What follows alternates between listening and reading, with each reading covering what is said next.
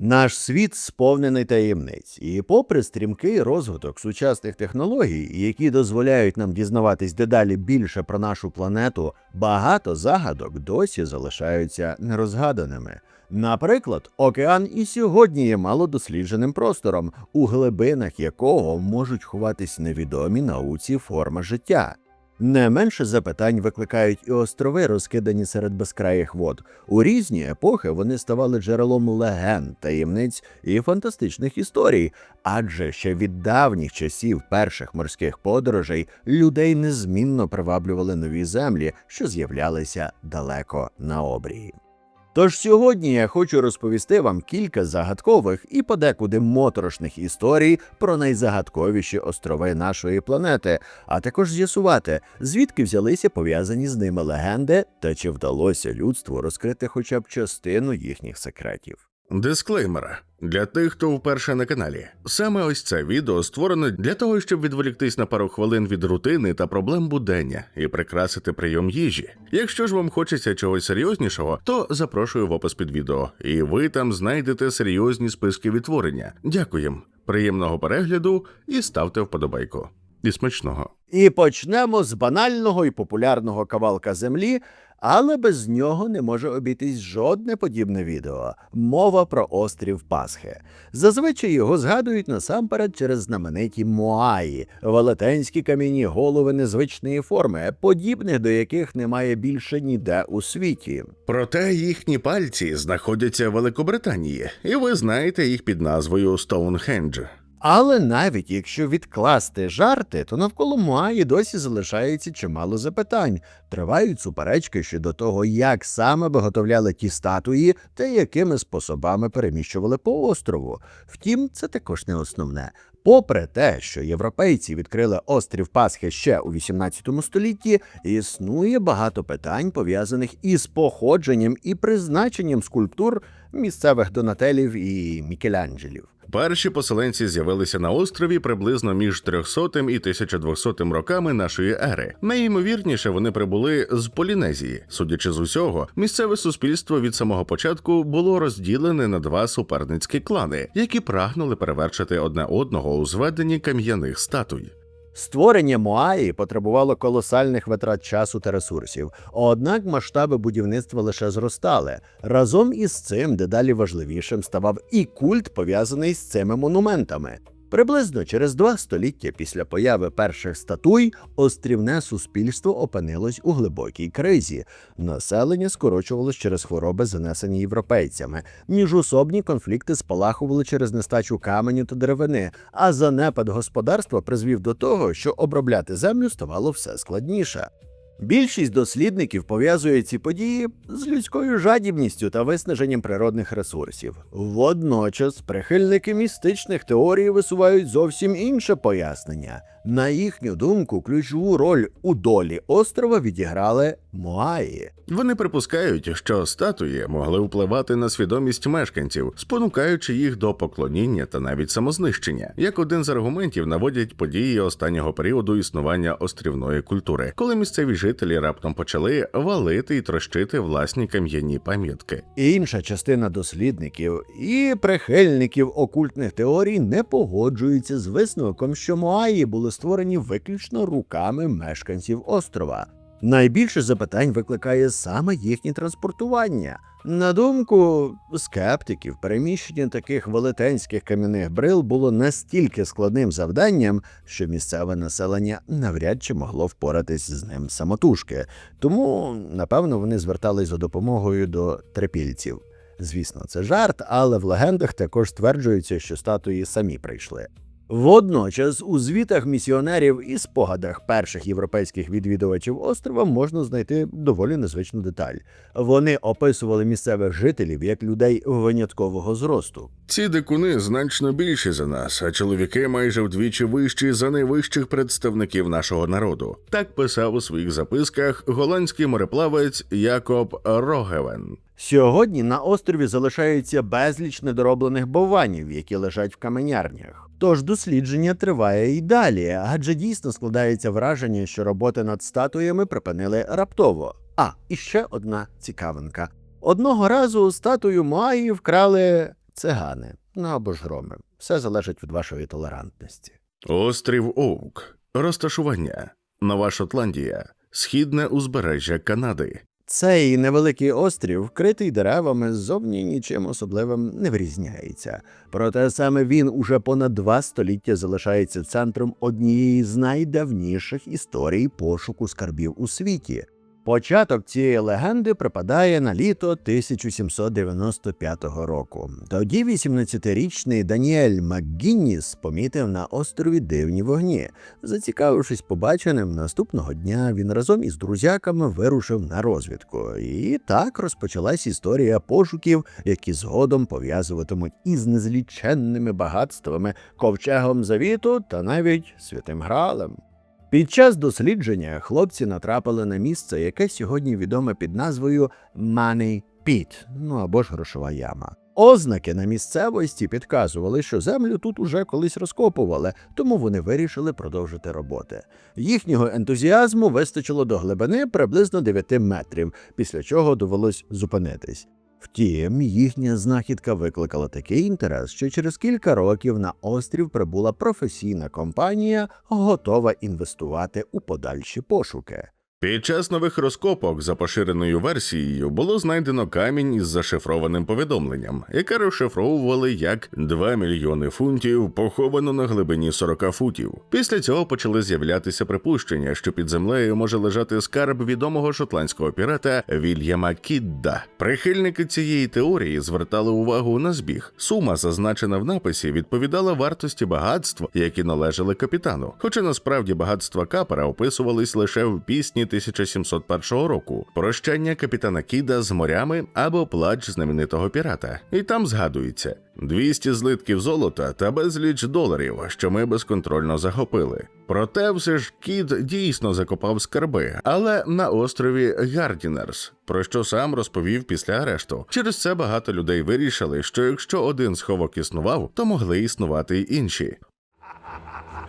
Де мій скарб? Хочете знати? Я скажу вам, звільніться, ідіть у моря, мій скарб чекає на вас. Сьогодні ж чимало дослідників сумніваються, що згадковий камінь з написами існував. Проте історія про нього лише зміцнила місцеву легенду. Протягом наступних поколінь пошукові роботи на острові не припинялись. Сотні людей намагались дістатись омріяної глибини.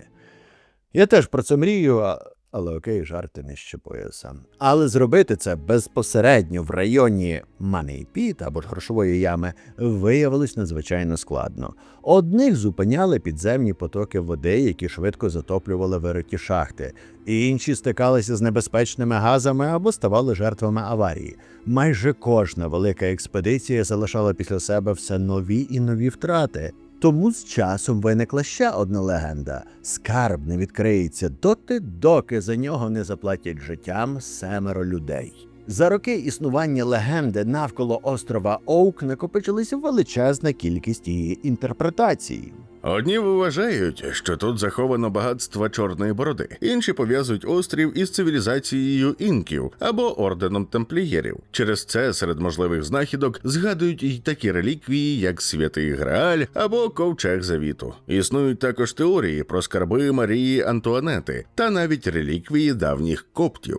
Прихильники кожної з версій переконані, що на острові можна знайти підтвердження їхньої правоти. Найчастіше в ролі доказів виступають загадкові символи, шифри та знаки, які трапляються в різних частинах острова. І поки одні люди вже понад 200 років безуспішно шукають скарби на острові Оук, ви також можете вирушити назустріч власним пригодам. Щоправда, у настільній грі «Пекельний острів» від видавництва Woodcat головна історія починається не з карти скарбів, а з корабла-трощі. Ще вчора ви спокійно милувались океаном, а сьогодні вже стоїте босоніж на безлюдному острові разом із кількома такими ж невдахами.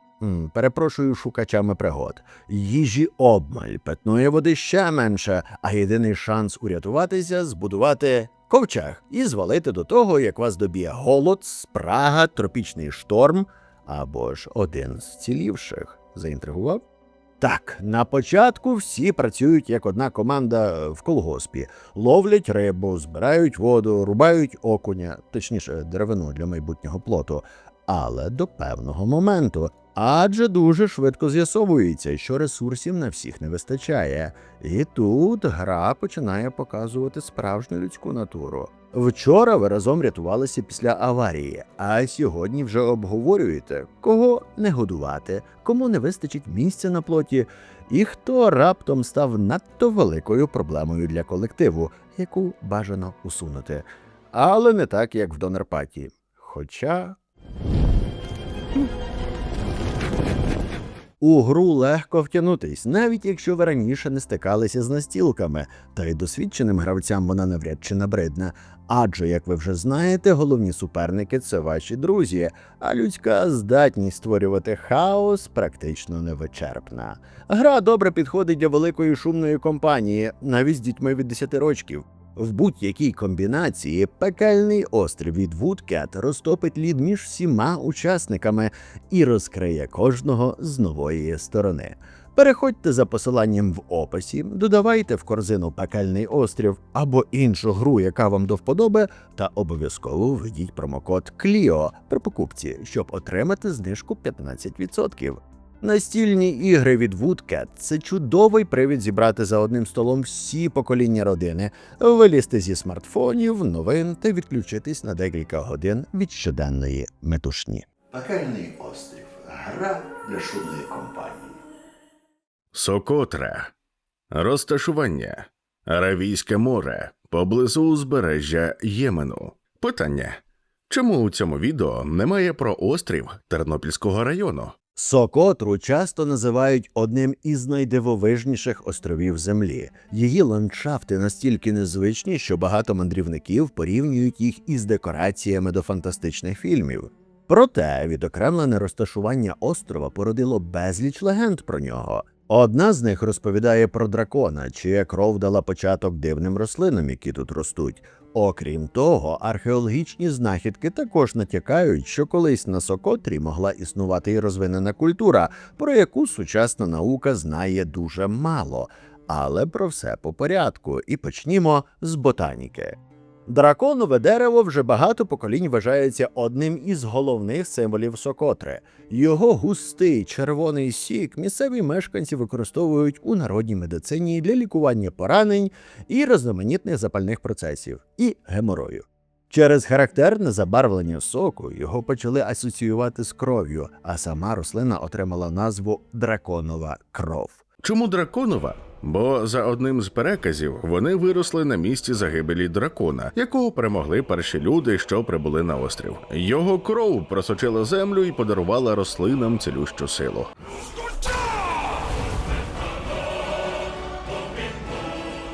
Інша легенда звертається до біблійної історії. Вона стверджує, що драконові дерева з'явилися там, де упала кров Авеля, убитого своїм братом Каїном. На острові росте й алоe, яке в давнину називали рослиною безсмертя. А я своїм дитячим кошмаром, адже мене під час хвороб змушували його жувати, капали ним ніс і вуха. Але окей, бо стародавні єгиптяни, як і моя бабуся, приписували йому здатність допомагати при десятках захворювань. Наш крем з екстрактом алоe вера.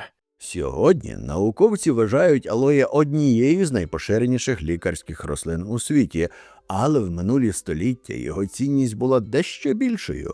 Морозиво за 2,20 і кущ алоє на балконі. Існують джерела, які стверджують, що контроль над районами вирощування рослини міг бути одним із факторів економічного інтересу.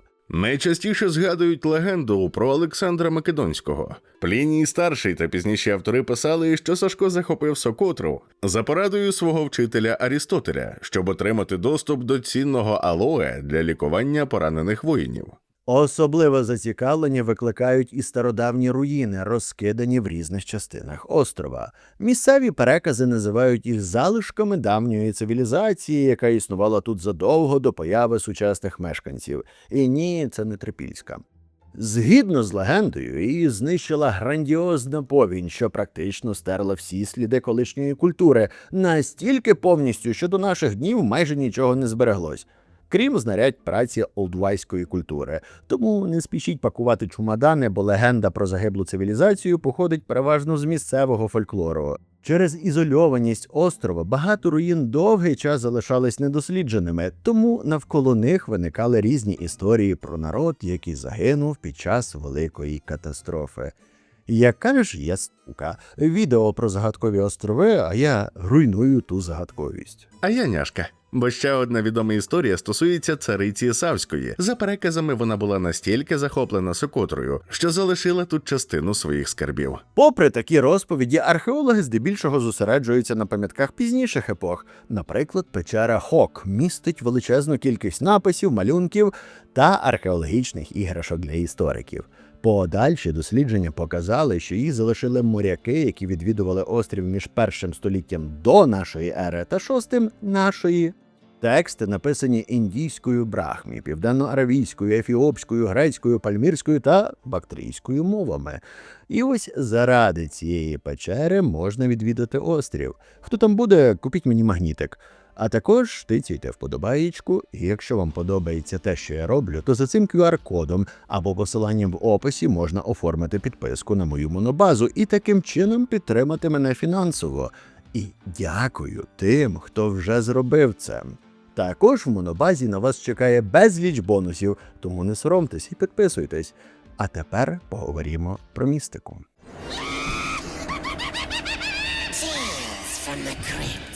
Острів Ляльок. Розташування. Поблизу Мехіко. Мексика. Колись цей невеликий штучний острів нічим не вирізнявся серед інших. Його історія змінилась після події, яка згодом перетворила це місце на одну з найвідоміших містичних пам'яток Мексики.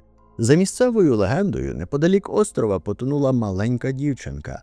Через деякий час доглядач острова Хуліан Сантана Барера, який жив тут відлюдником, під час одного зі своїх щоденних обходів натрапив на її тіло. Поряд на воді колихалась дитяча лялька. Побачене глибоко вразило чоловіка. Бажаючи віддати шану загиблій, він забрав іграшку та повісив її на дерево неподалік місця трагедії. Як віруюча людина, Барера був переконаний, що таким чином допоможе душі дитини знайти спокій. За переказами, після цього він почав відчувати присутність невидимих гостей. Йому здавалося, що навколо з'являються духи інших померлих дітей, які також прагнуть отримати власну ляльку. Поступово чоловік почав збирати їх по околицях і розвішувати на деревах. Уточнення: збирав і вішав на деревах ляльок, не дітей. З роками ця колекція розрослася настільки, що стала головною особливістю острова. Сьогодні дерева майже повністю приховані за сотнями старих ляльок. Багато з них пошкоджені часом. Одні втратили руки, інші залишились без очей чи голови. І саме цей вигляд приваблює сюди не лише туристів, а й, як завжди, прихильників містики та паранормальних явищ. Місцеві перекази стверджують, що в ляльках оселяються душі померлих дітей. Через це відвідувачі розповідають про дивні звуки, шепіт серед дерев або відчуття, ніби за ними хтось спостерігає. Особливе місце в цих історіях посідає лялька на ім'я Агустіна, яку бачили в різних частинах острова. Якщо вам здається, що за вами спостерігають, це не означає, що це не так.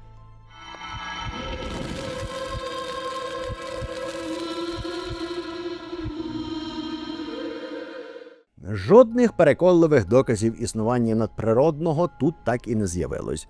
Попри це, родичі Хуліана Сантани Барери наполягають, що події, про які він розповідав, відбувалися насправді. Додаткової загадковості й додає його смерть. Чоловік загинув за незвичних обставин неподалік того місця, де колись знайшов тіло дівчинки.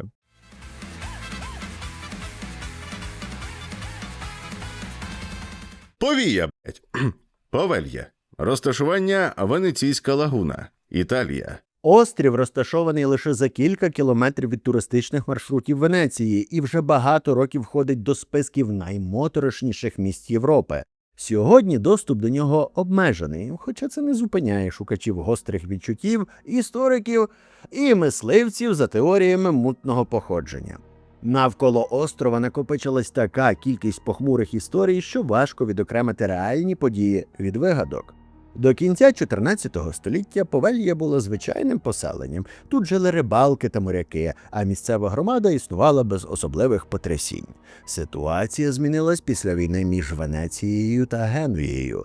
Населення поступово покидало острів, і протягом тривалого часу він залишався майже безлюдним. Пізніше венеційська влада вирішила використати землю для практичних потреб. Спочатку тут знаходились господарські об'єкти, а згодом Повелью перетворили на карантинний пункт для людей, уражених чумою. І якраз з цього моменту острів почав асоціюватись зі смертю та ізоляцією. Для багатьох хворих потрапляння на Повелью ставало дорогою в один кінець. Тих, хто помирав під час цих епідемій, ховали або спалювали просто на острові. Протягом десятиліть сюди звозили нових і нових заражених, а кількість поховань постійно збільшувалась. Згодом сюди почали доправляти не лише жертв чуми, а й людей із холерою та іншими небезпечними захворюваннями. Через це виникла популярна версія, що значна частина місцевого ґрунту складається з людських останків. Ця обставина багато в чому сформувала похмуру славу острова. Тож сьогодні можна почути розповіді рибалок про людські кістки, що потрапляють до сітей. Наприкінці 19 століття необхідність у карантинному центрі зникла. Повелля отримала нове призначення і поступово перетворилась на місце розміщення соціальних установ, а пізніше й психіатричної лікарні. Віддалене розташування острова стало ідеальним підґрунтям для появи моторошних кріпіпаст. З роками почали поширюватись історії про лікарів, які проводили над пацієнтами жорсткі експерименти, жорстокі. Деякі з процедур завершувалися смертю, а крики було чути далеко за межами лікарні.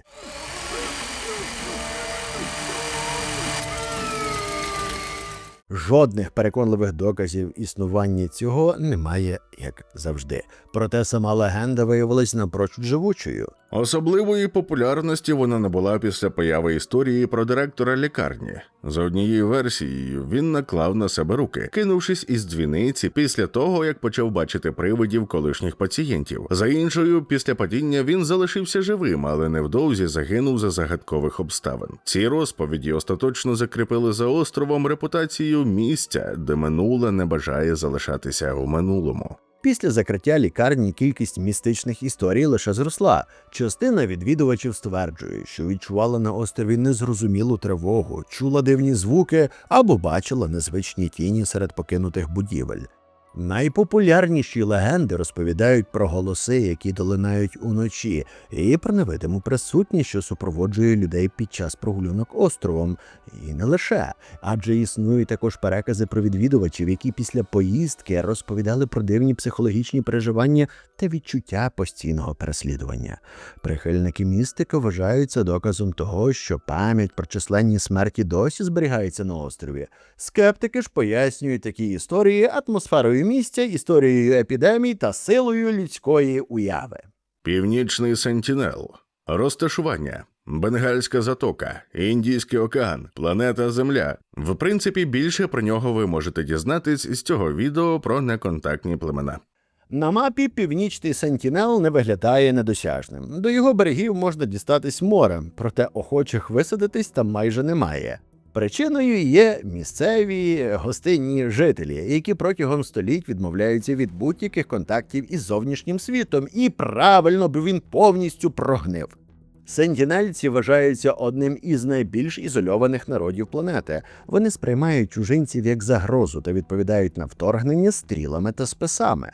Така поведінка породила чимало фантастичних версій, хоча я не знаю, що тут можна породити. Серед них зустрічаються припущення про приховані таємниці, які плем'я оберігає від сторонніх. Деякі прихильники містичних теорій навіть стверджують, що мешканці острова охороняють вхід до пекла. Тож через це сюди приперлися християнські місіонери. Вони вважали своїм обов'язком донести до сентинельців релігійне вчення, попри те, що індійська влада заборонила наближатися до острова і намагається захистити його мешканців від зовнішнього втручання. Одним із найвідоміших випадків стала історія американця і напівставки хрестоносця Джона Аллена Чау. Молодий місіонер був переконаний, що за допомогою Бога зможе знайти спільну мову з племенем, і навернути його до свого шефа. Його впевненість закінчилась трагічно. Після чергової спроби висадки він загинув від рук остров'ян. Свідки, які спостерігали за подіями з відстані, повідомляли, що згодом бачили, як його тіло волокли вздовж узбережжя. Хасіма. А ні, ну нахрен. Хай буде Хашіма. Розташування. Узбережжя Японії. Поблизу Нагасакі.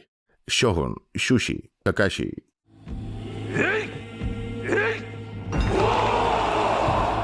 З 2013 року будь-хто може детально роздивитись японський острів через Google Street View. Після цифрового картографування це покинуте місце стало відомим далеко за межами Японії. Сьогодні Хашіму часто називають островом-привидом. Одні приїжджають сюди заради незвичних краєвидів занедбаного міста, інші шукають підтвердження легендам про душі людей, які загинули тут під час примусових робіт. Свого часу Хашіма була одним із головних центрів видобутку вугілля в Японії. Підземні шахти простягались під морським дном, а розвиток острова став символом швидкої індустріалізації країни. Починаючи з 1887 року його називали перлиною японської промисловості. Але за цим успіхом приховувалась і інша, темна сторона історії. Видобуток вугілля супроводжувався виснажливою працею та численними смертями. Особливо важким став період Другої світової війни. До шахт силоміць відправляли цивільних із Кореї, а також китайських військовополонених. Вони працювали без належної оплати, перебували під жорстким контролем і часто виконували найнебезпечнішу роботу. За різними оцінками, на острові загинуло щонайменше 1000 осіб. Через неповні документи та суперечки навколо архівів точну кількість жертв встановити досі складно. Смерті на острові не були рідкістю. За свідченням очевидців і пізнішими дослідженнями, ризикові умови праці торкались як примусово перевезених людей, так і частини звичайних працівників. Колишні робітники згадували про нестачу безпеки, перевтому та проблеми із забезпеченням продовольством. Водночас влада продовжувала звітувати про успіхи промислового виробництва та рекордні показники видобутку. І я думаю, ви здогадуєтесь, з якою країною можна порівняти. У 1974 році поклади вугілля виявилися економічно невигідними, після чого мешканці Донбасу перестали кормити українців. Після чого мешканці залишили острів. За короткий час багатотисячне місто спорожніло. Від колишнього життя залишилися лише багатоповерхові бетонні корпуси, виробничі споруди та покинуті вулиці. Протягом останніх десятиліть ці будівлі стали туристичною пам'яткою. Їх супроводжували з особливо міцного бетону, здатного витримувати тайфуни та агресивний морський клімат. Завдяки цьому значна частина забудови збереглась до наших днів. Відвідувачам дозволили потрапляти на острів із 2009 року. Однак багато хто описує прогулянку його порожніми кварталами як доволі тривожний досвід. Як було сказано, Хашіма має репутацію одного з найвідоміших островів-привидів Японії. Багато туристів і дослідників паранормального залишають це місце переконаними, що стикались з чимось незрозумілим. За їхніми словами, у покинутих коридорах можна помітити дивні постаті або відчути чужу присутність. Прихильники містичних теорій пояснюють це душами робітників, які загинули на острові. Не менш часто згадують незрозумілі звуки, схожі на крихки та стогони або те, як озвучує ваш диктор. Такі розповіді знаходять відгук і серед колишніх працівників. Частина з них згадувала надзвичайно виснажливі умови праці. За свідченнями очевидців, люди інколи втрачали сили просто під час роботи. Унікальне явище втрачати сили під час роботи. Якщо хтось падає від утоми, охоронці могли вдатися до фізичного покарання.